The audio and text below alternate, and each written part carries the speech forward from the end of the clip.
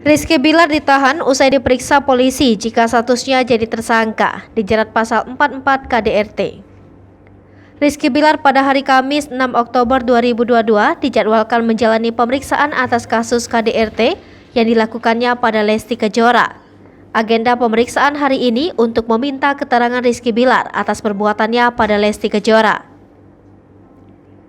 Dikutip dari tribunnews.com, Kamis 6 Oktober 2022, menurut pihak kepolisian hingga kini status Rizky Bilar masih sebatas saksi.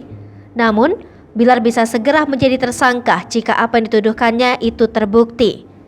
Rizky Bilar akan dikenakan pasal 44 ayat 2 Undang-Undang RI nomor 23 tahun 2004 tentang kekerasan dalam rumah tangga jika terbukti melakukan hal itu.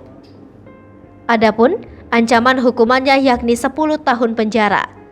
Adapun beberapa pertanyaan akan diajukan Nurmah pada Rizky Bilar. Menurut Nurmah, hingga saat ini status Rizky Bilar masih belum ditetapkan sebagai tersangka.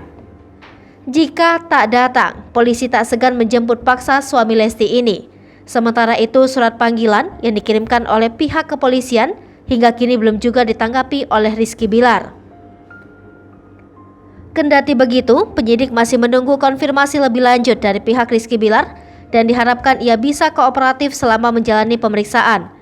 Nurmah menjelaskan pihaknya masih tetap menunggu konfirmasi langsung dari Rizky Bilar terkait pemanggilan perdana. Diketahui, sebelumnya AKP Nurmah Dewi menegaskan tim penyidik Polres Metro Jakarta Selatan telah menjadwalkan pelaku KDRT Rizky Bilar untuk menjalani pemeriksaan pada Kamis 6 Oktober 2022. Kepada wartawan, Nurmah menjelaskan Rizky akan dimintai keterangannya selaku terduga pelaku KDRT. Hai pemirsa Sri Popo TV, jangan lupa komen, like, dan subscribe, serta tonton terus berita-berita terupdate lainnya ya.